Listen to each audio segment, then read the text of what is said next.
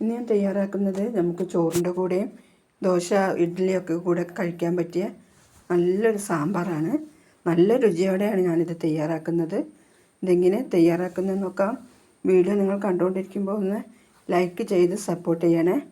Subscribe ചെയ്യാത്ത കൂട്ടുകാരൊക്കെ ഒന്ന് ചെയ്ത് സപ്പോർട്ട് ചെയ്യണേ. ഇതിനായിട്ട് ഞാൻ ഒരു അരക്കപ്പ് പരിപ്പ് എടുത്തിട്ടുണ്ട്. ഇത് കഴുകിയെടുത്ത് ഒരു കുക്കറിലേക്ക് മാറ്റാം. കുക്കറിലേക്ക് മാറ്റിയതാണ്. അതിലേക്ക് ആവശ്യത്തിനുള്ള ഉപ്പ്, മഞ്ഞൾപ്പൊടിയും കൂടെ ചേർത്ത് വേവിച്ചെടുക്കാം. ഒരു 1/4 ടീസ്പൂൺ മഞ്ഞൾപ്പൊടിയാണ് ഞാൻ ചേർത്തിട്ടുള്ളത്. ഇത് വേവിച്ചെടുക്കണം. ഇതിലേക്ക് ഞാനൊരു ചെറിയ പച്ചക്കായ, ഒരു 3 വെണ്ടയ്ക്ക, 2 മുരിങ്ങയ്ക്ക, കുറച്ച് ക്യാരറ്റ്, ഒരു തക്കാളി, 2 പച്ചമുളക്, ഒരു ചെറിയ കഷ്ണം കിഴങ്ങ്, പകുതി സവാള, ഒരു കക്കരിയുടെ കഷ്ണം കൂടെ എടുത്തിട്ടുണ്ട്.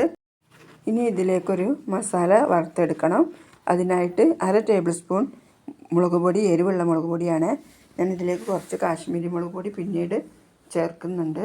ഇനി ഇതിലേക്കൊരു 3/4 ടേബിൾ സ്പൂൺ മല്ലിപ്പൊടി, 1 ടേബിൾ സ്പൂൺ സാമ്പാർ മസാല, ഒരു 1/4 ടേബിൾ സ്പൂൺ മഞ്ഞൾപ്പൊടി.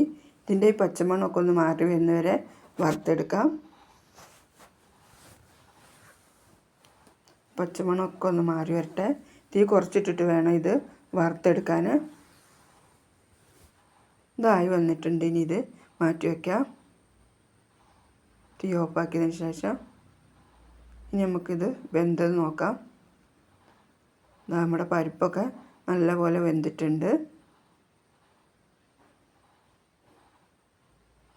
ഇത് തവി കൊണ്ട് നല്ലപോലെ ഒന്ന് ഉടച്ചു കൊടുത്തതിന് ശേഷം അതിലേക്ക് വെണ്ടയ്ക്കായും മുരിങ്ങയ്ക്കായും പച്ചമുളകും അല്ലാത്തതൊക്കെ ഇതിലേക്ക് ചേർത്ത് കൊടുക്കാം.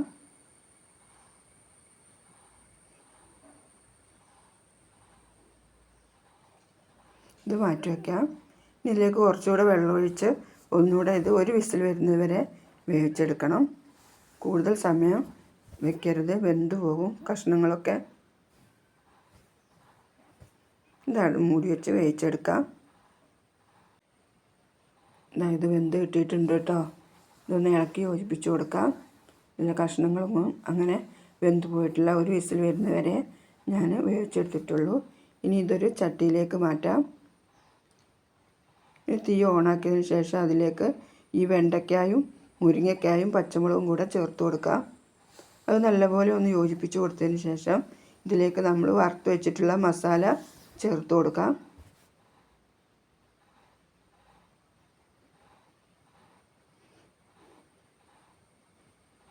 ഞാൻ ഒരു നെല്ലിക്ക വലുപ്പത്തിലുള്ള പുളി എടുത്ത് വെച്ചിരുന്നു. അതും കൂടെ ചേർത്ത് കൊടുക്കാം. പുളിയൊക്കെ ആവശ്യത്തിന് നിങ്ങളുടെ ഇഷ്ടം പോലെ ചേർക്കാം. ഇത് നല്ലപോലെ ഒന്ന് യോജിപ്പിച്ച് കൊടുക്കാം. ഇതിൽ ഉപ്പ് കുറവുണ്ടോ എന്ന് നോക്കിയിട്ട് ഉപ്പ് ചേർത്ത് കൊടുക്കണേ. ഞാനിതിലേക്ക് കുറച്ച് വെള്ളം കൂടെ ചേർത്തിട്ടുണ്ട്. ഇതൊന്ന് വെന്ത് വരണ്ടേ, അതുകൊണ്ട് ഇനി കുറച്ച് ഉപ്പും കൂടെ ചേർത്ത് കൊടുക്കാം. ഉപ്പ് ഇതിൽ കുറവുണ്ട് കേട്ടോ.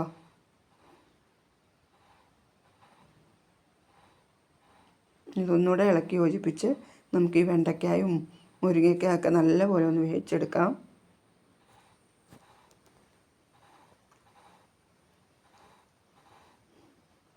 നമുക്ക് വെന്തോ നോക്കാം.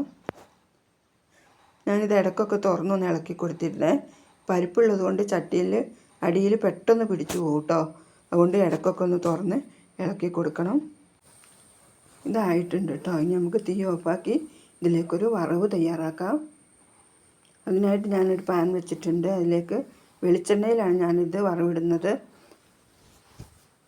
ഇനി ഇതിലേക്ക് ചൂടായി വരുമ്പോൾ 1/2 സ്പൂൺ കടുക് ഇട്ട് കൊടുക്കാം. കടുക് പൊട്ടി വരുമ്പോൾ ഒരു നുള്ളു ഉലുവ ചേർത്ത് കൊടുക്കാം.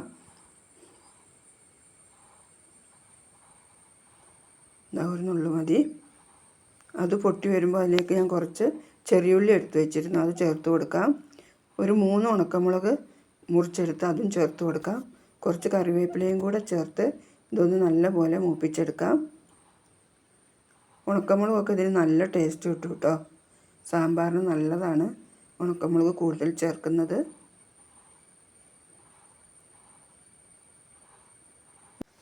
ഇത് മൂത്ത് വന്നിട്ടുണ്ട്. ഇനി ഇതിലേക്കൊരു 3/4 സ്പൂൺ കായപ്പൊടി ചേർത്ത് കൊടുക്കാം. ഒരു 1/2 സ്പൂൺ കാശ്മീരി മുളകും കൂടെ ചേർത്ത് കൊടുക്കുന്നുണ്ട്. ഒരു നിറം കിട്ടാൻ നല്ലതാണിത്.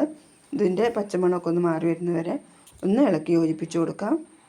തീ കുറച്ചിട്ട് വേണം ഇത് ഇളക്കി കൊടുക്കാൻ. ഇതായിട്ടുണ്ട്. ഇനി നമ്മൾ എടുത്തു വെച്ച കറിയിലേക്ക് ഇത് ഒഴിച്ചു കൊടുക്കാം.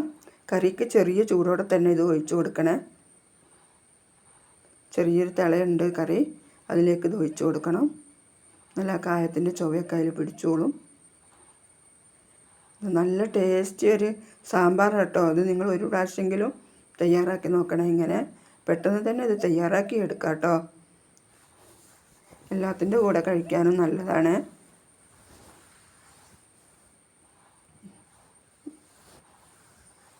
വീഡിയോക്ക് ഒന്ന് ലൈക്കും സബ്സ്ക്രൈബൊക്കെ ചെയ്ത് സപ്പോർട്ട് ചെയ്യണേ.